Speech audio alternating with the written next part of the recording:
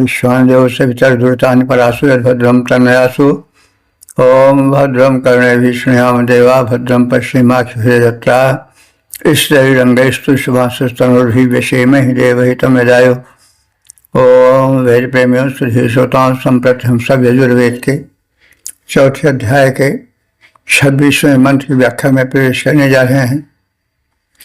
इस मंत्र का शीर्षक है परमात्मा के स्वरूप का कथन और संबंधित मंत्र का सर्वप्रथम सस्वर पाठ हो जाए।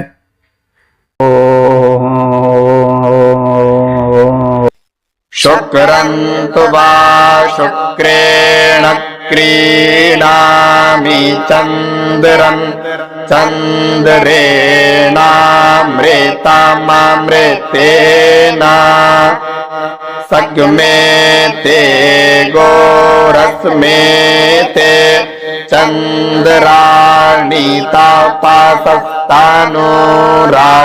प्रजापतेर्वर्णाः परमे न पशूना क्रियते सहस्रपोखं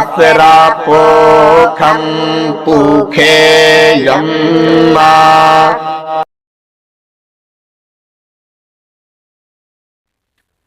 इस 26वें मंत्र में कथित है कि परमात्मा भिन्न भिन्न रूपों में, तेज रूप में, ओज रूप में, आत्मानंद रूप में, आह्लादन रूप में विराजमान है। यह जिज्ञासा की एक परम शक्ति है जो संसार को नियंत्रित करती है। वो शक्ति हमारे निकट आवे, हम उसके निकट जाएं, एक रूप हो जाएं। यह प्रयत्न वैदिक युग में होता रहा। मानव प्रारंभ से उस परम सत्ता के प्रति आकर्षित होता रहा। जैसे उसके मन में विचार उठे वैसे उसके प्रारूप को जानता रहा, उससे एक रूप होने की चेष्टा करता रहा। वो प्रयत्न आज तक चल रहा है, लेकिन उसका वास्तविक स्वरूप क्या है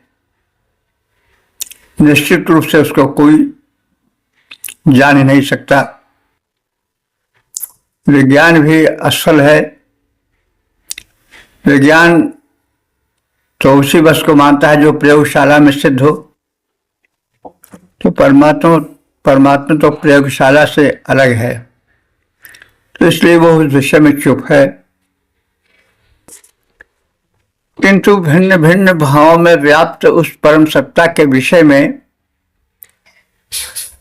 उससे जुड़ने की अभिलाषा अनंत काल से चली आ रही। यजुर्वेद में कथित मंत्र में उसके स्वरूप का चित्रण है और कहा जा रहा है कि हे परमात्मन, शुक्रम, तुम शुक्र माने वीर्य रूप हो, वीर्यवान हो, पराक्रम रूप हो। क्योंकि पराक्रम ही से सब कुछ स्थिर है। सूर्य, चंद्र, तारे, जो कुछ हो रहा है किसी के पराक्रम से हो रहा है। तो हे परमात्मा, तुम पराक्रम रूप हो, वीर्यवान हो। मैं तुझको शुक्र उस तेज द्वारा ही, उस वीर्य द्वारा ही, पराक्रम द्वारा ही प्राप्त करूंगा। यानी मैं तुम्हारी प्राप्ति हेतु पराक्रम करूंगा और मुझे विश्वास है कि वह पराक्रम ही तुझ तक पहुंचावेगा।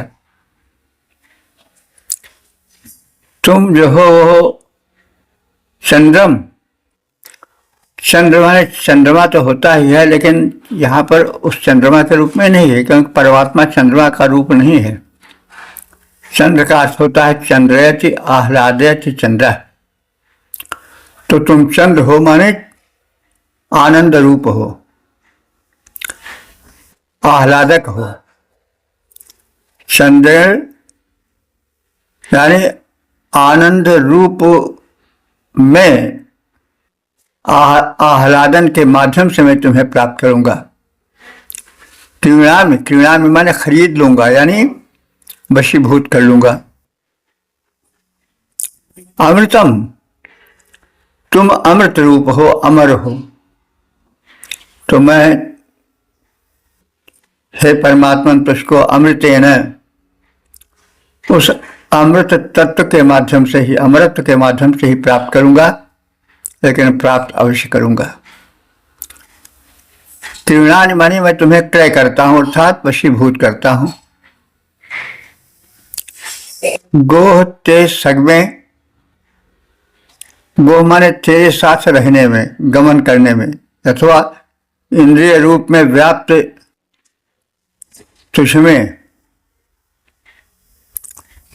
इंद्रिय रूप शरीर में तुम व्याप्त हो। ते चंद्राणी, तुम्हारा वो चंद्र माने आह्लादक स्वरूप, अस्मि माने हमारे लिए आह्लादक हो, हमारे पास रहे। तो अब आगे कहा जा रहा है, वे जो परमात्मा पथ के पथिक हैं और परमात्मा को प्राप्त करना चाहते हैं, तो हे जिज्ञासुओं, तपसा तनु, तुम परमात्मा को प्राप्त के लिए तपस्या का शरीर धारण किए हो। परमेन पशुना प्रिय से,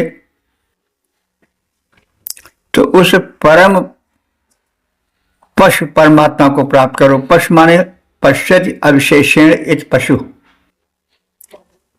पशु सबको एक दृष्टि से देखता है, उसमें छोटे बड़े का कोई भेदभाव नहीं रहता। राजा हो चाहे रंग हो, उसके लिए सब बराबर हैं। तो परमात्मा भी इस रूप में पशु है, पालक भी है, उपयोगी भी है, और सबको एक दृष्टि से देखने वाला है। तो मैं तुझको प्रिय से मैंने अपने भक्ति भावना से खरीदूंगा। और हे साधक, तुम भी अपनी भक्ति भावना से उस परमात्मा को प्राप्त करने के लिए कटिबद्ध रहो। तो हे परमात्मन, भावार्थ है, हे परमात्मन, तुम पराक्रम रूप हो, मैं तुम्हें अपने सत्कर्मों तप रूप पराक्रम से प्राप्त करूंगा। तुम आनंद हो, मैं तुम्हें आनंद रूप से प्राप्त करूंगा। मैं अपने को आनंदमय बना लूंगा और तुझ आनंद रूप में मिल जाऊंगा।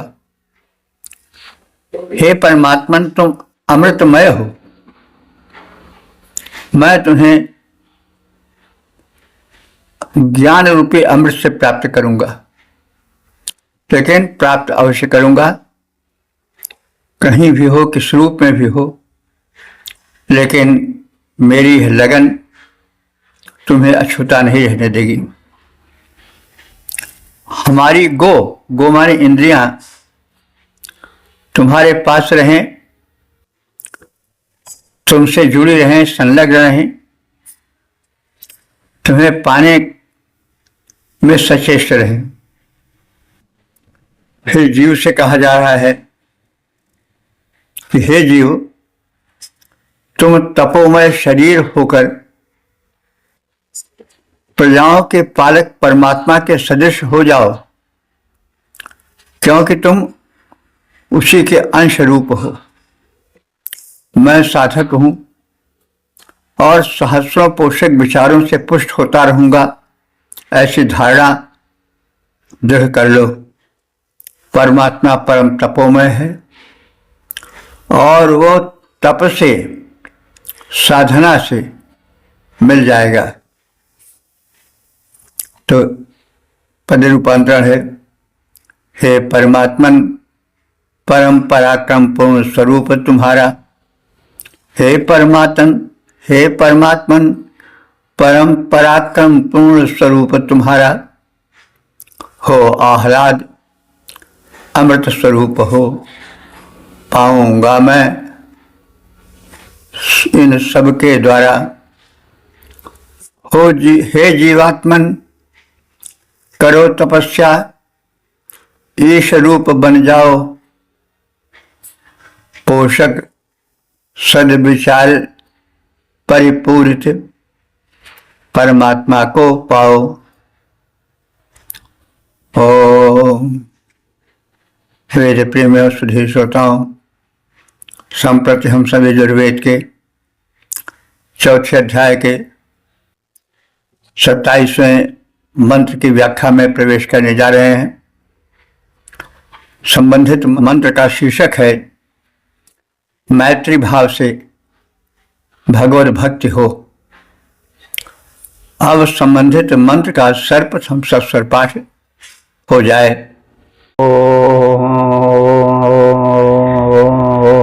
मित्रो न एहि सुमित्राधा इंद्रस्यो रोमा विषारक्षेणामूषन्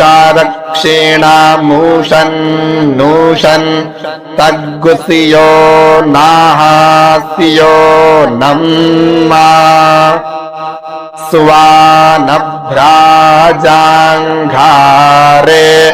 वंभारे हस्तासु हस्ताक्रेशा न वेते वाहासो मक्रायणास्तान् रक्षध्वं मा वो दभन्ना।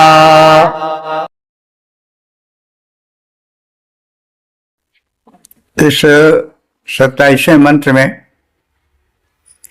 उस परम सत्ता जिसे भिन्न भिन्न रूपों में लोग पहले भी संबोधित करते आए, आज भी कर रहे हैं, आगे भी करेंगे,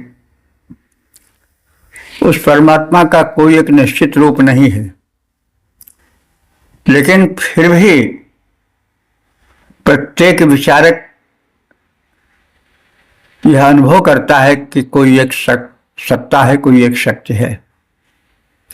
तो उसको पाने के भिन्न भिन्न रूप होते हैं। जिस भाव से जो साधक है प्रभावित होता है, उसी भाव से उसका भजन आवश्यक है। जैसे कोई पुत्र को बहुत चाहता है, उसके बिना नहीं रह सकता, तो पिता पुत्र भाव से भी भक्ति होती है। कोई पति को बहुत चाहती है, प्रेम में एक होता है, उसमें एक उत्कटता होती है, तो उस भाव से भी भक्ति आवश्यक है। प्रेमा भक्ति बाद में बहुत चली। तो कोई अपने को सेवक रूप में प्रस्तुत करता है कि वो शक्ति है, मैं उसका सेवक हूं, तो उसी रूप में वो चेष्टा करता है। और अनेक रूप हैं, उसमें एक रूप है मित्र रूप। मित्र के बिना, उससे मिले बिना प्रसन्नता नहीं प्राप्त कर पाता है। मिलनाभिलाषा उससे लगे रहते हैं, कब मेरी मुलाकात हो। तो वही उत्कंठा परमात्मा के प्रति हो तो उसकी प्राप्ति होगी। तो वेदों में ये मित्र भाव की भक्ति सख्य भाव की भक्ति का वैशिष्ट्य है, इस मंत्र में भी वही है। यूं तो भक्ति के अनेक रूप हैं, हम कहते भी आए हैं। पिछले मंत्रों में ऋग्वेद के भाष्य में बहुत कहा गया है, तो यहाँ पर मित्र भाव की भक्ति को वरीयता दी गई है। मित्र से मित्र मिलकर अपने सुख दुख गुप्त से गुप्त बात को कह सुन सकता है, क्योंकि और भाव की भक्ति में एक संकोच सा होता है। स्वामित्व भाव जहाँ रहता है, सेवक स्वामी और सेवक की भक्ति जहाँ होती है, वहाँ नौकर को सेवक को बहुत सिमट कर बहुत संकुचित होकर रहना पड़ता है। दास्य भाव की भक्ति इसी प्रकार की भक्ति है, लेकिन जो सख्य भाव की भक्ति है उसमें मित्र मित्र से बड़े खुले दिल से मिलता है, उससे अपना सुख दुख सब कुछ निवेदन करता है। कभी हंसी और परस्पर चुटकी वाली बातें भी हो जाती हैं। खैर, तो वेद में मैत्री भाव की भक्ति को विशेष प्रधानता दी गई है और इसमें उसी भाव को उजागर किया गया है।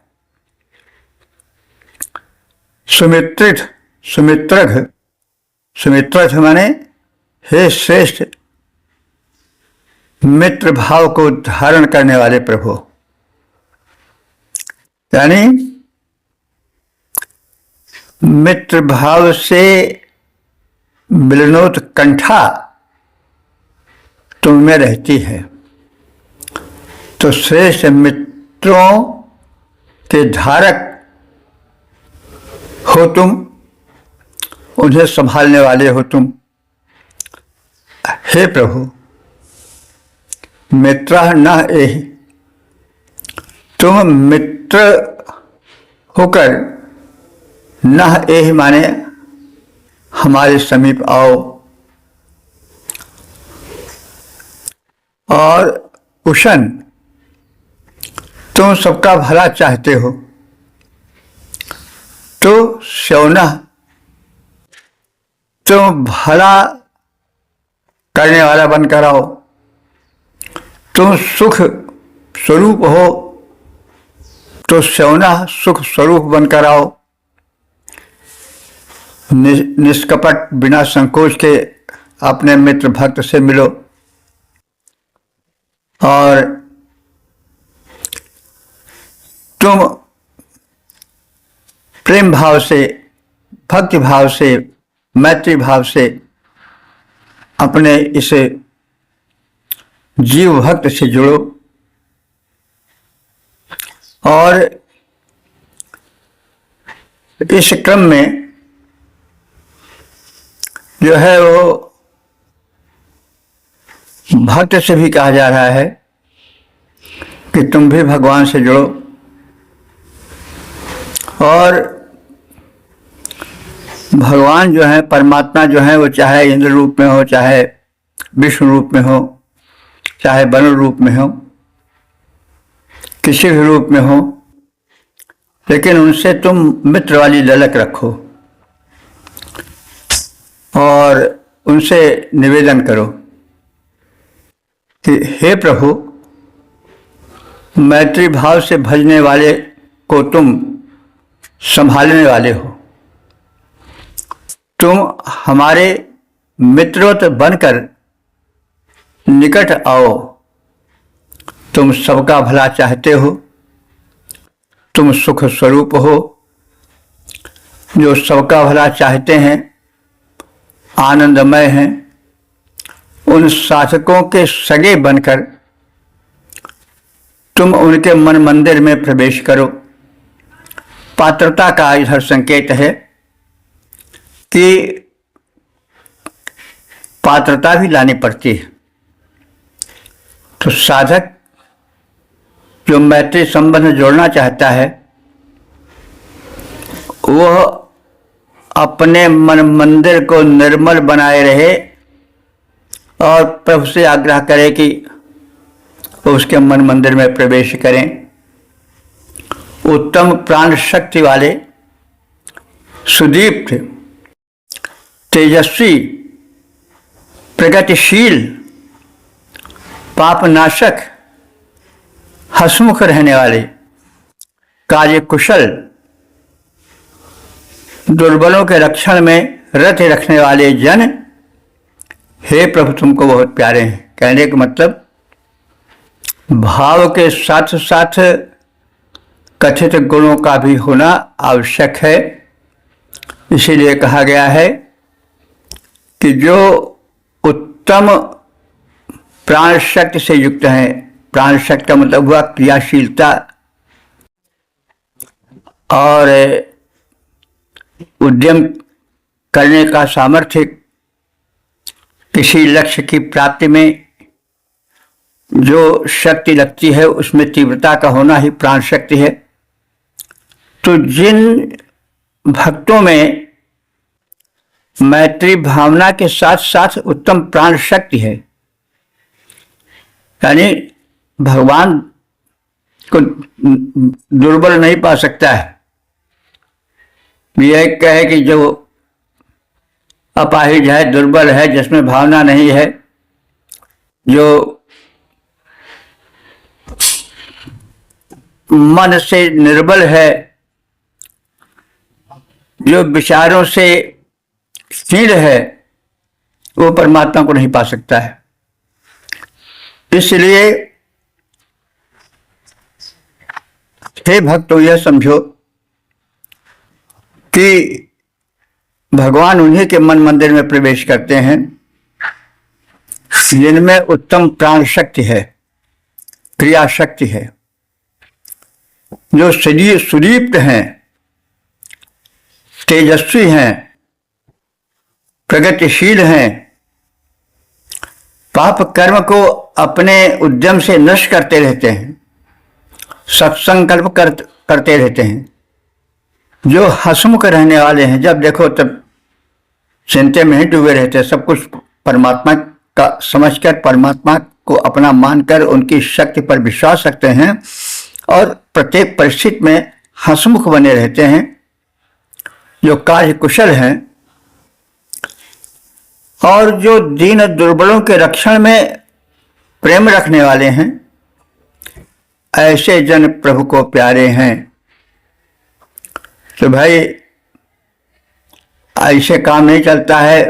भगवान को पाने के लिए भावना में मैत्री की प्रबलता हो, लेकिन साथ साथ जो कथित गुण हैं, प्राण शक्ति हो, क्रियाशीलता हो, तेजस्विता हो, समाज सेवा हो, सदैव प्रत्येक परिस्थिति में हंसमुख बने रहने के, प्रसन्न बने रहने की स्थिति हो,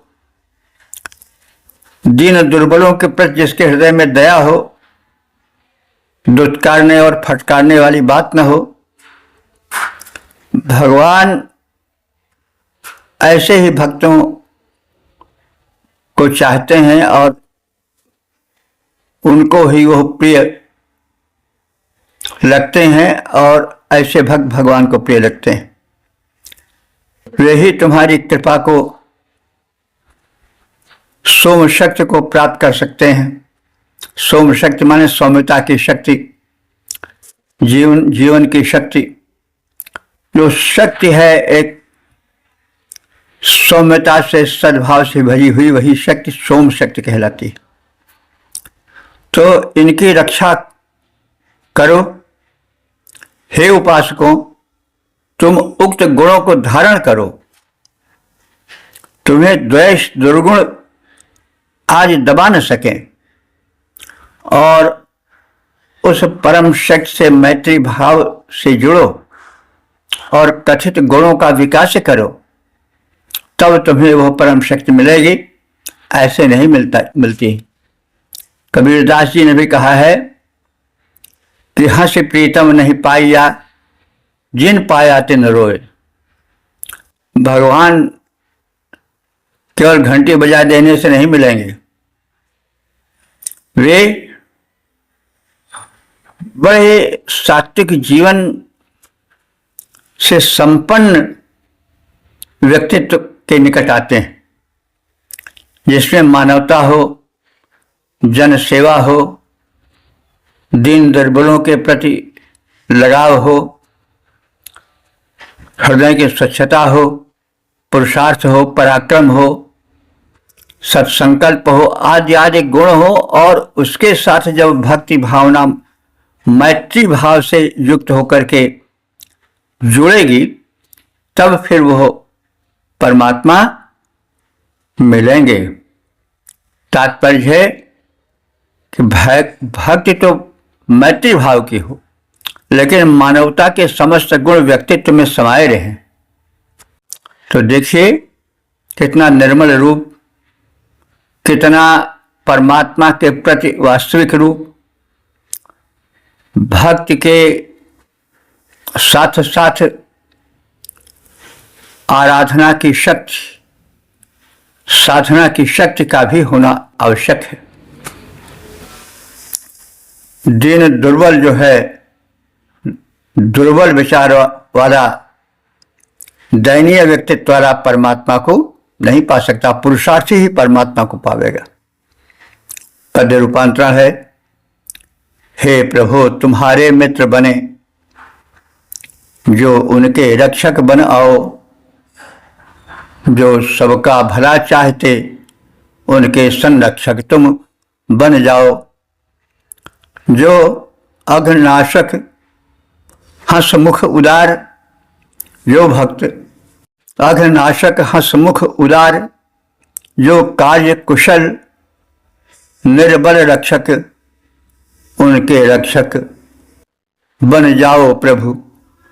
दुर्गुण न बने उनके भक्षक, दुर्गुण न बने उनके भक्षक।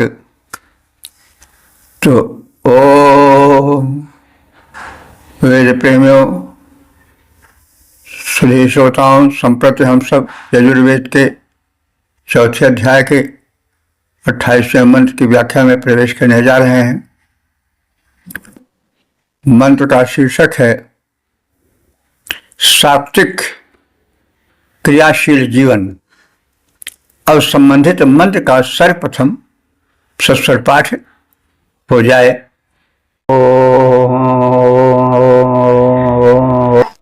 पारिमाग्ने दुश्चारिता दुवा भस्वा सुचारिते भज उदायुखास्वायुखो दस्था मामृतान अनु। इस 28वें मंत्र में एक सशक्त व्यक्तित्व, एक आदर्श जीवन की कामना परम प्रभु से की गई है। पिछले मंत्र में कहा गया है कि मैत्री भाव से जुड़ो, लेकिन केवल भावना ही पर्याप्त नहीं है, उसके साथ जीवन में दिव्यता, पवित्रता, पुरुषार्थ, उद्यम, सच्चरित्रता, सेवा भावना आदि का होना भी आवश्यक है। तो इस संदर्भ में परमात्मा से निवेदन किया जा रहा है कि वे वह शक्ति दें, क्योंकि बिना शक्ति के शक्तिमान से मिला नहीं जा सकता है। वो बात अलग है कि हम बहुत दीनहीन हैं आपके पास, लेकिन दीनहीन के कोई सुनता नहीं है। भगवान भी दीनहीन के तब तक नहीं सुनते हैं जब तक वो पौरुष नहीं करता है। पौरुष करने के बाद वो निवेदन करे तो वो दीनता शोभा देती है। नहीं तो भिखमंगे को कोई भीख देता है, कोई दुत्कार देता है। तो पात्रता का होना बड़ा आवश्यक है। तो उसके लिए गुणों के विकास की आवश्यकता है, और सद्गुण मानवीय गुणों का आना इतना आसान नहीं है। क्षमा, प्रेम, करुणा, उदारता, पुरुषार्थ शब्द तो सुनने में अच्छे लगते हैं, लेकिन जब जीवन के यथार्थ में उनका सामना करना पड़ता है तो दया, करुणा, क्षमा कार्य नहीं कर पाते हैं। मनुष्य विचलित हो जाता है, धैर्य उसका खो जाता है। तो इसके लिए उस परम शक्तिमान से शक्ति मांगना आवश्यक हो जाता है। इसी क्रम में उस तेजस्वी परमात्मा से निवेदन है कि हे अग्नि, हे अग्निरूप तेजस्वी परमात्मन, दुर्चरितार्थ तुम मुझ आराधक को दुर्वृत्तियों से परिबाधस्व रोको, क्योंकि दुर्वृत्तियां या बुरी आदतें जब रहेंगी तो फिर काम कभी नहीं बन सकेगा। कोई पात्र में छेद रहे, कितने पानी भरो सब निकल जाएगा। खाने की, पीने की, उठने की, बैठने की, सोने जागने की, यदि दिनचर्या, यदि जीवन में सत्कृत्यों का सही रूप में पालन नहीं है तो फिर परमात्मा का मिलन नहीं हो सकता है। परमात्मा नपुंसकों को नहीं मिलता है, उसके लिए पुरुषार्थ चाहिए। तो पुरुषार्थ क्या है? किसी को मार मार के गिरा देना नहीं, बल्कि दुर्वृत्तियों का दमन। दुर्वृत्तियां क्या है? काम, क्रोध, लोभ, मोह, मद, मात्सर्य, अहंकार, आलस्य आदि, ये सब दुर्वृत्तियां हैं। ये उस छिद्र की तरह हैं जो परिश्रम या पुरुषार्थ रूपी जल को टिकने ही नहीं देती पात्र में। तो हे परमात्मन, तुम दुष्चरितार्थ दुर्वृत्तियों से, बुरी आदतों से, कुटेयों से परिबाधस्व हमारे स्वभाव को रोको। मां माने मुझको, सुचरिते सुंदर आचरण में आभज लगा दो, उसका भागी बना दो।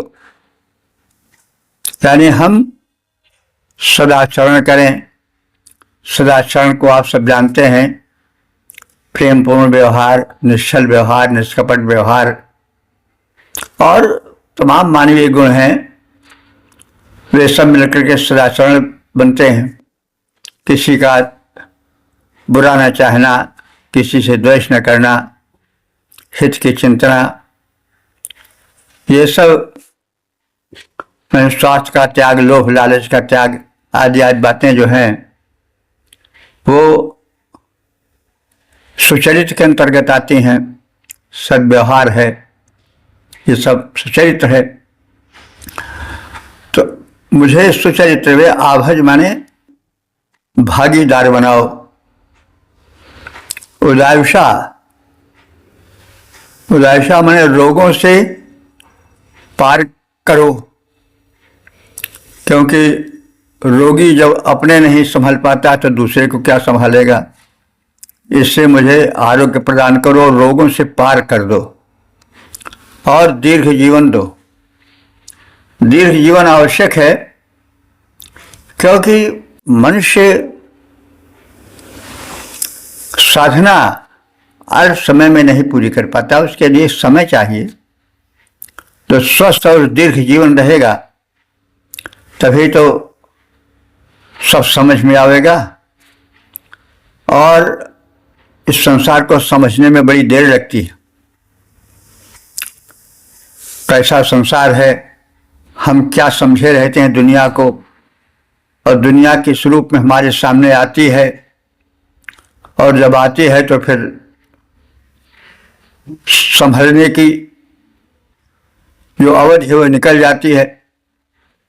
हम भ्रम में फंसे रहे कि यह अच्छा है, यह परिवार, यह वो हो, मोह माया में फंसे रहे, अपने जीवन को बर्बाद करते रहे। अंत में पता चला कि हाँ, ये तो सब करना कराना मिथ्या हो गया।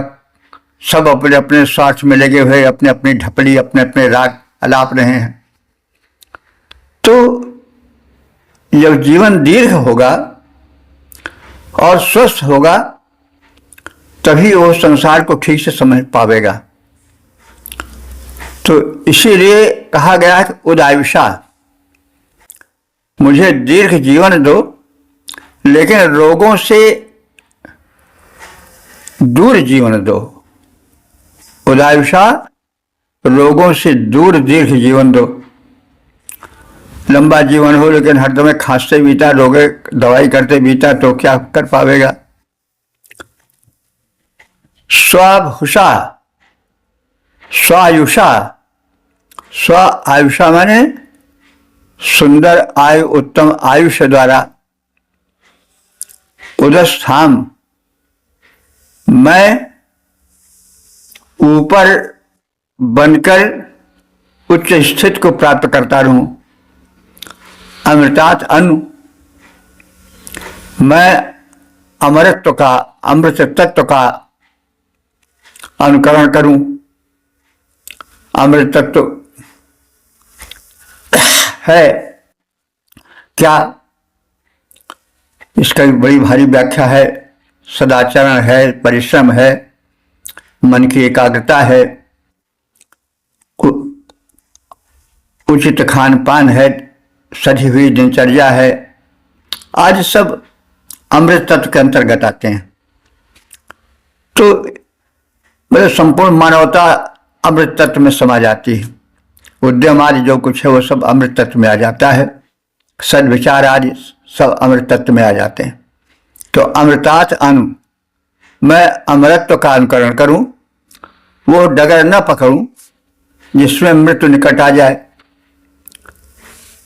अभी शराब पीना, दुराचार करना और तरह तरह के क्या कुकृत्य होते हैं, उस रास्ते पर अगर चल पड़ा, उसका अनुकरण किया व्यक्ति, तब तो फिर गया, कोई काम नहीं हो सकेगा।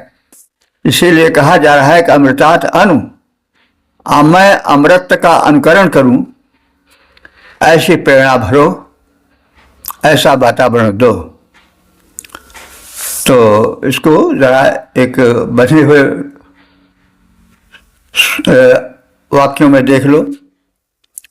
मेरे पापों के दाहक हे अग्निरूप तेजस्वी परमात्मन, समस्त दुर्वृत्तियों को मेरे पथ में आने से रोको, मुझे चरित्रवान बनाओ, दीर्घ आयु प्रदान करो, मैं अपने दीर्घायु का उत्तम कार्यों में उपयोग कर सकूं, ऊंचे उठ सकूं, उन्नत मानवीय जीवन बिता सकूं। मुझे इस योग्य बनाओ कि मैं अमरत्व का अनुकरण कर सकूं और मेरा जीवन अमृत तत्व से, शुभ तत्वों से भरा रहे।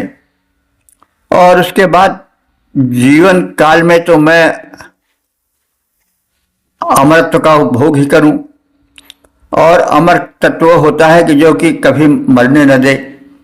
तो यानी मैं ऐसा सत्कार्य करूं कि मेरे न रहने पर भी मैं जीवित की तरह माना जाऊं, मुझे लोग माने और जीवित की तरह मेरी मुलाकात करें, सिर झुकाएं, नमन करें। यही सब आदि आदि, यही अमरत्व है। तो वह प्रेरणा भरो कि मैं अमरत्व का अनुकरण कर सकूं। हे प्रभु, पद रूपांतरण है। हे प्रभु दुर्वृत्तियों को रोको, पथ में न मेरे आने पाए। हे प्रभु दुर्वृत्तियों को रोको, पथ में न मेरे आने पाए। सतपथगामी हम बने रहें, सच्चे जीवन को अपनाएं। दीर्घायु प्रदान करो, ऊंचे कार्यों में जीवन व्यस्त करूं। मैं दिव्य गुणों से परिपूरित नर जीवन में अमृत भरूं, नर जीवन में अमृत भरूं। ओम वेद प्रेमियों सुधे श्रोताओं, संप्रति हम सब यजुर्वेद के चौथे अध्याय के 29वें मंत्र की व्याख्या में प्रवेश करने जा रहे हैं। शीर्षक है आदर्श जीवन। अब संबंधित मंत्र का सर्वप्रथम सस्वर पाठ हो जाए। प्रतिपन्था मा पद्मा स्वस्तिगा माने हसम्मा जेन विश्वाः पारद्वीखोऽप्रेणक्तिभिन् दाते वासु।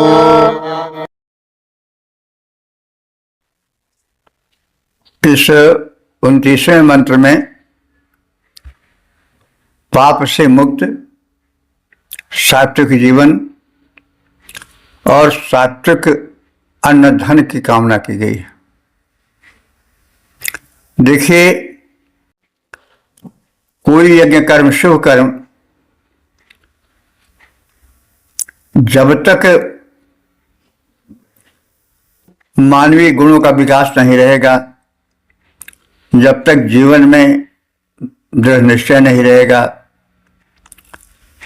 रचनात्मक प्रवृत्ति नहीं रहेगी, जब तक धन वैभव नहीं रहेगा, तब तक कोई भी यज्ञ, कोई भी शुभ कर्म पूरित नहीं हो सकता है।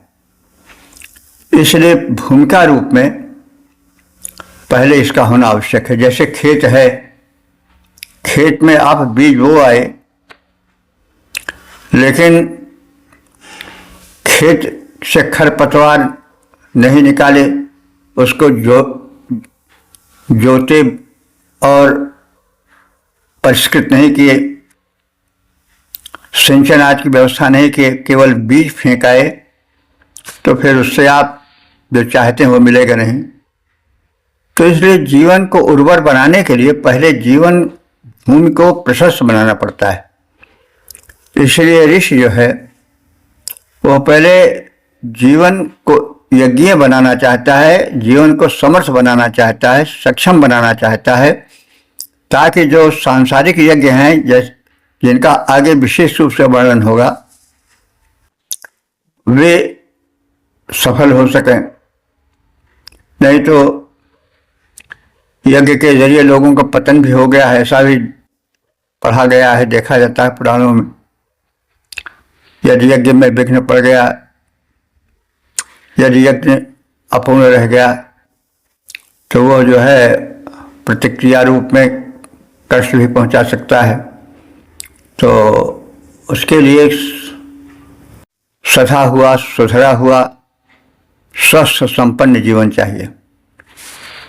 तो इसीलिए प्रभु से प्रार्थना की गई है कि हे प्रभु, स्वस्थ गाम, कल्याण के साथ जाने योग्य मार्ग मुझे दिखाओ। स्वस्थ गाम, स्वस्थ माने कल्याण, गाम माने गमनीय, मुझे कल्याणप्रद गमनीय पथ से ले चलो। अने हसम माने जो हस होता है, हस वगैरह ये पाप के लिए आता है। अन ई हसम, पाप मुक्त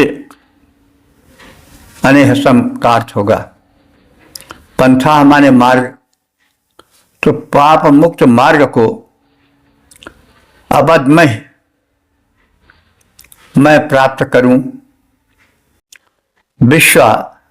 विश्व माने समस्त, ये न जिससे दुष्यः माने शत्रुगण, परिविणति माने दूर होते रहें, ऐसा वातावरण बनाओ। और फिर मुझे वश माने धन दो, और विंदते उस धन की प्राप्ति की परंपरा बनी रहे। तो भाई शत्रु अगर बने रहे तो धन कैसे रह पाएगा। तो शत्रु कई प्रकार के होते हैं, हमको तरह तरह से उलझा दिए, मुकदमेबाजी में, कुकर्मों में, तरह तरह से विघ्न प्रस्तुत करने में, लूट घसोट में। जो धन है उसको चुराए ले गए, उसको किसी तरह से हरण कर लिए, तो फिर यज्ञ कैसे पूरा होगा। इसलिए दुष्यः माने होता है शत्रु, चाहे वो आंतरिक शत्रु हो, काम क्रोध लोभ मद मोह मात्सर्य ईर्ष्या आदि, आलस्य आदि, और चाहे बाहरी शत्रु जो प्रगति पंथ में बाधक हो, जो मनुष्य रूप में चोरी के द्वारा, छिछोरी के द्वारा, ठगी के द्वारा और कुकर्मों में लगा करके दूषित वातावरण बना करके हमें निर्धन करने की चेष्टा करें। तो ऐसे वातावरण से दूर रखो प्रभु, हमें धन दो, लेकिन उसके साथ वातावरण भी दो। जो शत्रु हैं उनको परिविणक्ति दूर करो। वश माने धन, भिन्न भिन्न प्रकार के धन, स्वास्थ्य धन, द्रव्य का धन, गोधन, बाज धन, जितने धन है सबको हमें दो। विंदते, और मुझको प्राप्त होते रहें, ताकि मैं शुभ कर्म में धन का संयोजन करता रहूं। तो हे भगवान, मंगलमय पथ को हम पाएं। अगर रास्ते गलत हुआ तब मंजिल हमें कहाँ मिल पाएगी। पहले आवश्यक है कि हमें जो रास्ता मिले, जो रास्ता दिखाया जाए, वो मंगल की मंजिल तक पहुंचाने वाला। जो मार्ग हम अपनाएं वो पाप मुक्त मार्ग हो और कल्याण से युक्त हो। उस पर कहीं आंतरिक शत्रु, काम क्रोध लोभ मद मोह मात्सर्य ईर्ष्या आदि, आलस्य आदि न जुट जाएं, उस धन को नष्ट करने में कुटेव न आ जाए, जीवन में बुरी आदतें न पड़ जाएं, और बाह्य शत्रु भी कहीं न उस पर प्रहार करें, चोर लुटेरे आदि उसके पीछे न लग जाएं, तो वे हमारे साथ से दूर रहें। यानी चाहे आंतरिक शत्रु हो चाहे बाह्य शत्रु हो, वो हमारे जीवन से दूर रहें। सुखपूर्वक रह सकने वाला धन हमें दो। ऐसा धन हमें नहीं चाहिए जिसके पीछे दुख और अमंगल लगा हो। हमें शुद्ध सात्विक धन प्रदान करो, जिससे हमारी वृद्धि हो, समृद्धि हो। पद्य रूपांतरण। हे भगवान, ऐसे कृपा करो हम मंगलमय पथ अपनाएं। हे भगवान, ऐसी कृपा करो हम मंगलमय पथ अपनाएं। उसमें न शत्रु आने पाएं, वह रहे निरापद सुख पाएं। ऐसा शुभ धन दो हे भगवान, ऐसा शुभ धन दो हे दाता, सुखपूर्वक जीवन चला सकें, अपनों का और परायों का उस धन द्वारा कर भला सकें। चाहिए नहीं ऐसा धन जो दुख द्वंद्व बढ़ाने वाला हो, जो करे अमंगल, पलकों की जो नींद चुराने वाला हो। वेद प्रेमियों, सुधे श्रोताओं, संप्रति हम सब यजुर्वेद के चौथे अध्याय के तीसरे मंत्र की व्याख्या में प्रवेश करने जा रहे हैं। मंत्र का शीर्षक है नियामक प्रभु।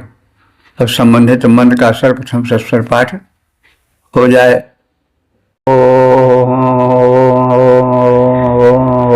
आदित्यास्तु वागस्यादित्यै सादा आसीद अस्तभनाद्यां वृखा भो अंतारिक्षाममीमे तद्वारिमाणं पृथिव्याः आसीदद्विश्वा भुवना निसम्राड् विश्वेत्ता निवारुणस्य व्रतानि।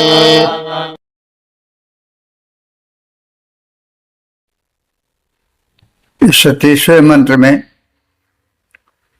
परमात्मा की महत्ता, शक्तिमत्ता और लोकोपकार का कथन है। आदित्य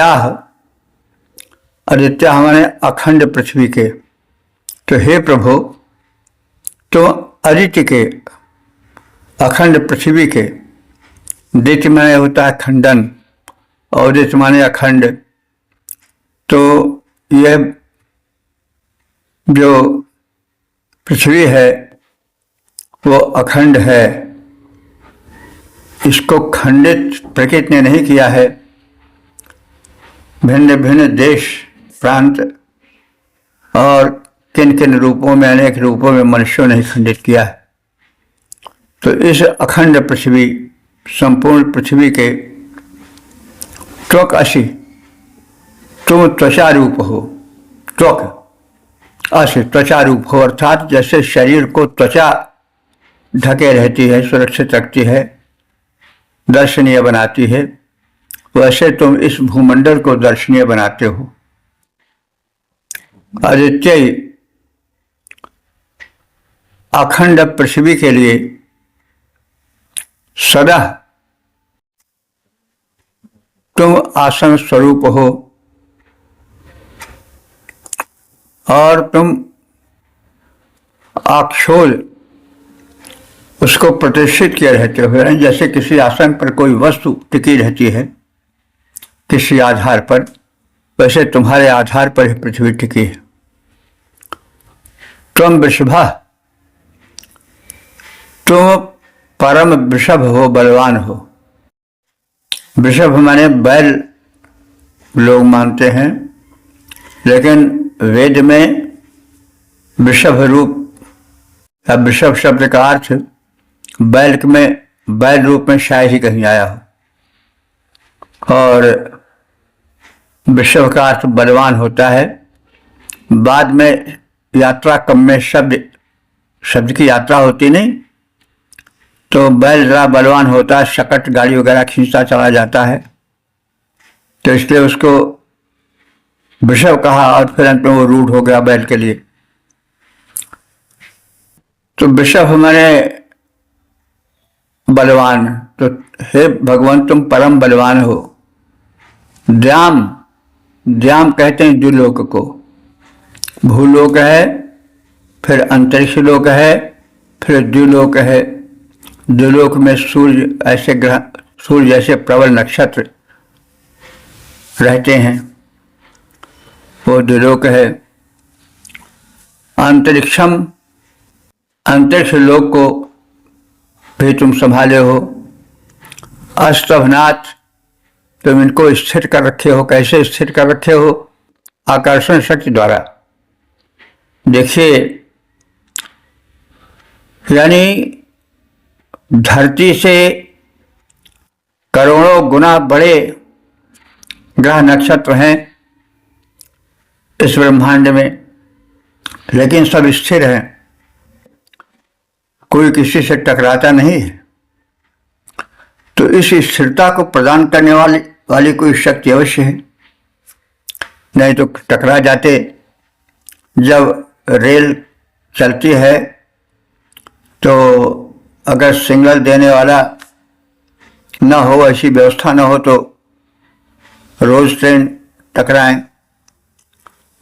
तो एक व्यवस्था है, उस व्यवस्था से ही गमनागमन यात्रा आदि रेल का वो क्रम होता रहता है, हम जानते हैं। तो ऐसे जब इतना बड़ा ब्रह्मांड है जिसकी हम गणना नहीं कर सकते हैं, जिसका हम आर पार नहीं पा सकते हैं, और जिसमें पृथ्वी से करोड़ों गुना बड़े नक्षत्र हैं, तो वे सब टिके हुए हैं, किसी से नहीं टकरा रहे हैं। तो उसके पीछे एक योजना है, एक शक्ति है। तो वो शक्ति कौन है? परमात्मा है, जिसका यहाँ वर्णन किया जा रहा है कि तुम द्याम माने द्युलोक को, भूलोक को, अंतरिक्षम अंतरिक्ष लोक को और अस्वप्नात् संभाले हुए हो। आकर्षण शक्ति के द्वारा वे अपने अपने भ्रमण कक्षा में टिके हुए हैं। पृथ्वी के परिमाण माने विस्तार को अमिमित तुम नापे हो, तुम जानते हो कि धरती कितनी बड़ी है, कहाँ है, किस रूप में है। वरुण के विश्व माने संपूर्ण, व्रतानि माने कर्म को तुम जानते हो, तुम्हारे अधीन सब कुछ है। हे प्रभु, तुम अखंड पृथ्वी के चर्म स्वरूप हो, अर्थात पृथ्वी को आवृत किए हो, उसको एक रूपवान बनाए हुए हो। जैसे शरीर को चर्म ढके रहता है, उसमें एक रूप यौवन झलकाता है, वैसे तुम इस पृथ्वी को संभाले हो, उसको चर्म दिए हो, उसको एक आवरण दिए हो, और तुम उसके रक्षक हो। तुम अखंड पृथ्वी के हितार्थ जो हो वो सदैव प्रतिष्ठित रहते हो। तुम अपरिमित बलशाली हो। हे प्रभु, तुमने ही गुरुत्वाकर्षण शक्ति उत्पन्न कर द्युलोक और अंतरिक्ष लोक में व्याप्त ग्रह नक्षत्रों को थाम रखा है। तुम संपूर्ण कर्मों के आधार हो। पृथ्वी के विस्तार की नाप जोख की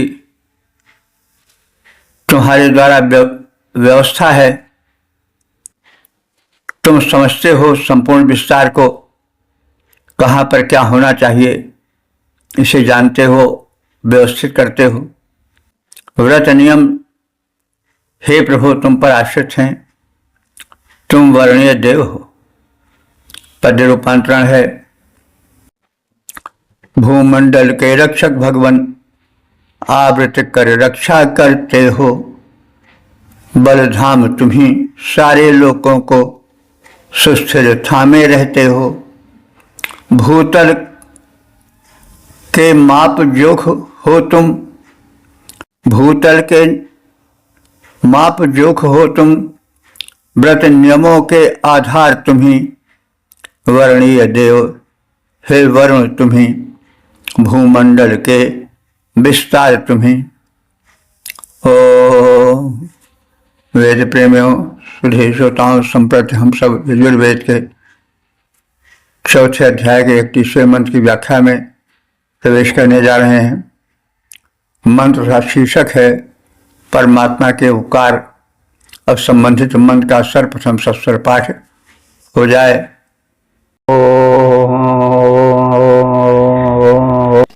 वाने खुव्यन्ता रिक्षन्ताता नव्वाजामर्वत्सु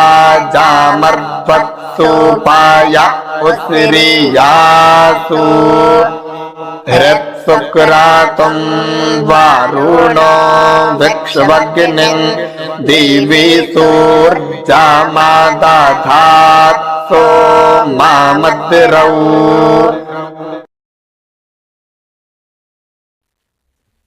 इस 31वें मंत्र में लोकहित में परमात्मा के व्यापक प्रबंधन और प्राणी मात्र के प्रति उसके उपकार के कथन हैं।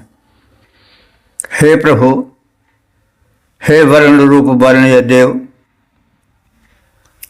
तुमने वरुणः वनेषु, तुमने वनेषु माने वनों में वृक्षों के ऊपर अंतरिक्षम विस्तान, अंतरिक्ष को टांग दिया, फैला दिया।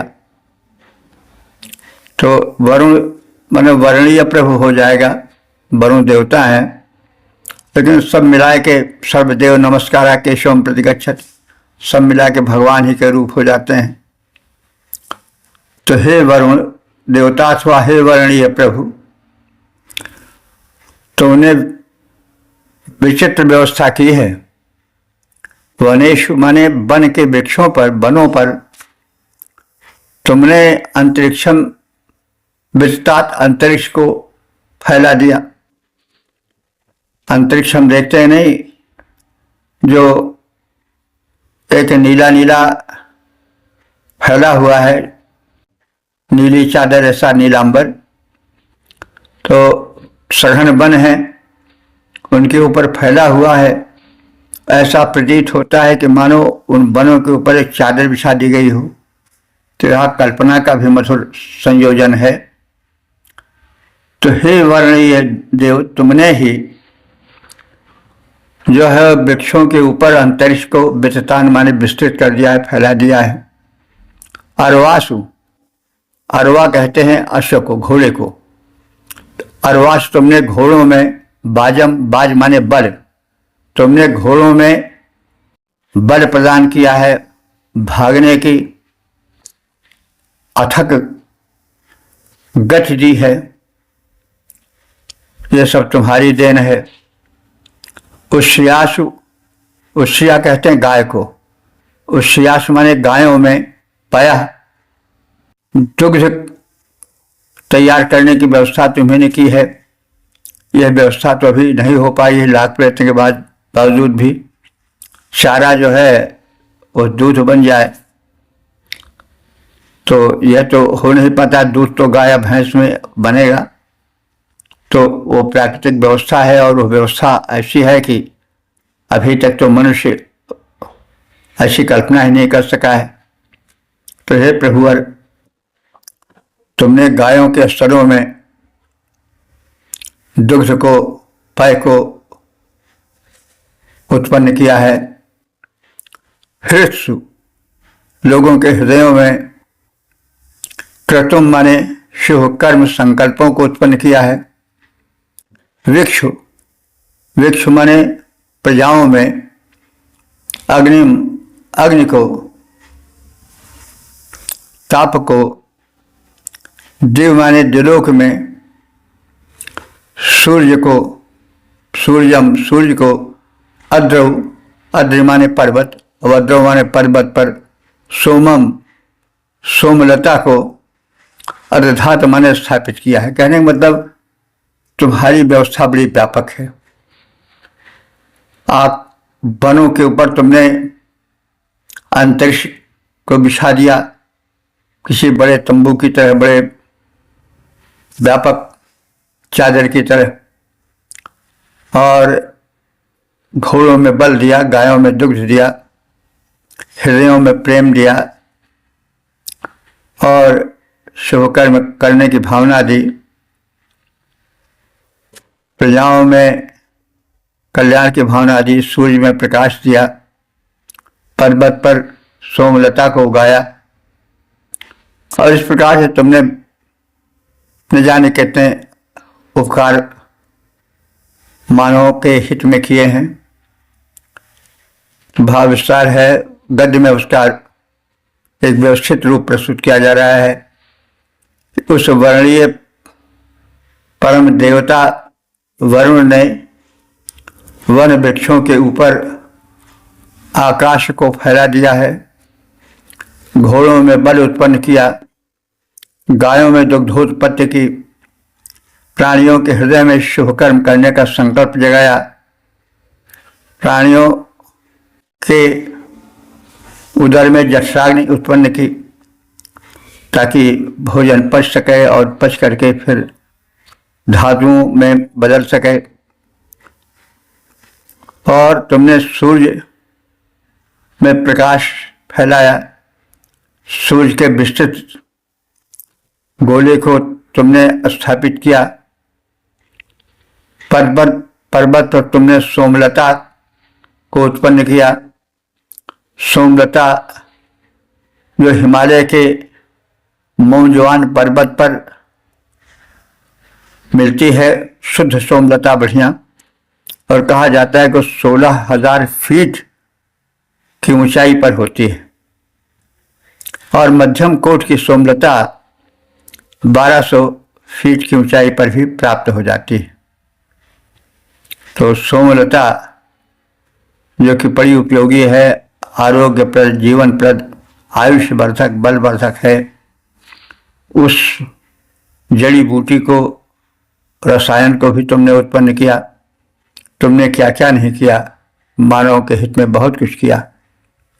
उस वर्णीय परम देव वरुण ने, परमात्मा ने वन वृक्षों के ऊपर आकाश की चादर फैला दिया, घोड़ों में बल उत्पन्न किया, गायों में दुग्धोत्पत्ति की, हृदयों में शुभ कर्म के स्वरूप को जगाया, प्राणियों के उदरों में जठराग्नि उत्पन्न किया, सूर्य में प्रकाश स्थापित किया, पर्वत पर सोमलता को उत्पन्न किया।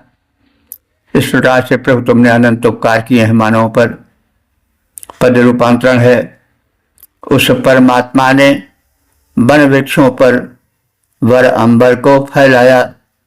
उस परमात्मा ने वन वृक्षों पर वर अंबर को फैलाया। घोड़ों में भारी शक्ति, गाय में मधुर दुग्ध को उपजाया, शुभ कर्म जमाया, शुभ कर्म जगाया, हृदयों में, तन में जठराग्नि जगाई है, रवि को दिलोक में किया, शैल पर सोमलता उपजाई है। ओम वेद प्रेमियों, सुधीर श्रोताओं, संप्रति हम सब यजुर्वेद के 4थे अध्याय के 32वें मंत्र की व्याख्या में प्रवेश करने जा रहे हैं। शीर्षक है सूर्य का ही तेज नेत्रों में। अब इस संबंधित मंत्र का सर्वप्रथम सस्वर पाठ हो जाए।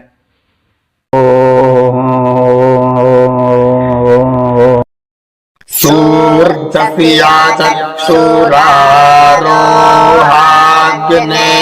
रक्षणाः कनीलकं जत्रैतशेभिरीयसेभ्रा जमानो द्विपश्चिता। 32वें मंत्र में नेत्रों में जो ज्योति है वो सूर्य का अंश है। जो पुतली है उसमें अग्नि के अंश की प्रधानता है, उसका संयोजन है, ऐसा कहा गया है। और नेत्र मनुष्य को उसके गमनीय पथ को जहाँ चाहते हैं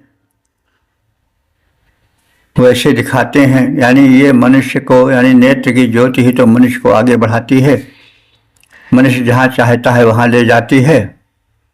तो इस ज्योति को देने वाले सूर्यदेव हैं और अग्निदेव हैं, यह कहा गया है। सूर्यस्य चक्षु, सूर्य का अंश जो है वह नेत्र है, यानी नेत्र में जो ज्योति है वो सूर्य के कारण है। अग्ने अक्षण कनीनकम, अक्षण माने आंख के, कनीनिका माने पुतली। और अग्नि का प्रभुत्व या अग्नि का प्रभाव जो है नेत्र की पुतली पर है। आरोह माने इन पर ये तेजद्वय आरोहण किए हैं, इनका प्रभाव रहता है, चढ़े रहते हैं। और ये नेत्र इतने सहायक हैं, इनका प्रकाश इतना उपयोगी है कि यत्र जहाँ चाहता है मनुष्य वहाँ ये विपश्यता ज्ञान से युक्त यानी दर्शन शक्ति से युक्त करके उस मनुष्य को ले जाते हैं, विराजमाना तेजस्वी होकर उसको ले जाते हैं। ये तो सही अश्वों द्वारा ये से माने ले जाए जाते हैं, यानी ये नेत्रों में जो तेज है, पुतली में जो सक्रियता है, ये सब सूर्य और अग्नि के कारण है और इन्हीं से सक्रियता है जीवन में। तो इस तथ्य पर प्रकाश डाला गया है। नेत्र सूर्य का अंश है। उस आँख में जो काली पुतली है वह आग्नेय तेज है। कनिनिका माने पुतली अग्नि तत्व से नियमित है। सूर्य और अग्नि में जो तेज है वह सजातीय है, यानी सूर्य और अग्नि का तेज एक ही है, एक जगह व्यापक है, एक जगह थोड़ा है, लेकिन है तो सजातीय एक ही प्रकार का। नेत्र की ज्योति उन्हीं का अंश है। तेज की किरणों से मनुष्य संबंधित स्थान पर जा सकता है, गंतव्य पर पहुंच सकता है। और जो वहन करने वाले द्रव्य हैं उनका ज्ञान देता है और उन्हें वहन करने में सहायक होता है। नेत्र का अंश प्रकाश रूप में जीवनचर्या में सहायक है, वह प्रकाशक है। सूर्य की किरणें नेत्र में चिकित्सा तुल्य कार्य करती हैं। प्रातःकालीन कोमल सूर्य की किरणों के दर्शन से नेत्र ज्योति में संवर्धन होता है, ये सब जानते हैं। तो ज्योति के लिए सूर्य परम आवश्यक है और नेत्र मनुष्य के लिए परम आवश्यक है और नेत्र संचालित सूर्य से हैं, तेज से संबंधित है। तेज उनमें सूर्य से आता है, अग्नि का भी उससे सहयोग रहता है। पद्य रूपांतरण है। हे प्रभु, तुम्हारा तेज सूर्य में और अग्नि में छाया। हे प्रभु, तुम्हारा तेज सूर्य में और अग्नि में छाया, वही हमारे नैन पुत्री में बन तेज समाया। वही तेज जो अश्व ज्ञान को सभी ओर ले जाता, वही तेज जो अश्व ज्ञान को सभी ओर ले जाता। तेरी महिमा का प्रसार कर तेरा गुणगण गाता। इस प्रकार से हमने इस सत्र में 7 मंत्रों का अध्ययन किया, जिनका सारांश संक्षेप रूप में इस प्रकार से जाना जा सकता है। परमात्मा से जुड़ा जीवन हो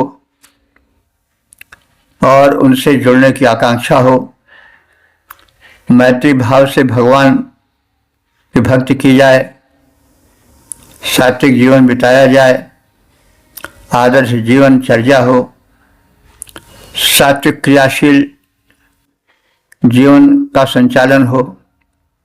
शिष्य की नियामक सत्ता परमात्मा के कौतुक का कृत्यों का भी वर्णन है कि किस प्रकार से उसने आकर्षण शक्ति से आकाश को संभाले हुए है, आकाश के पिंडों को एक दूसरे से लड़ने नहीं दे रहा है, ऐसी योजना है कि सब अपने अपने पथ पर परिभ्रमण करते हैं, कभी टकराते नहीं।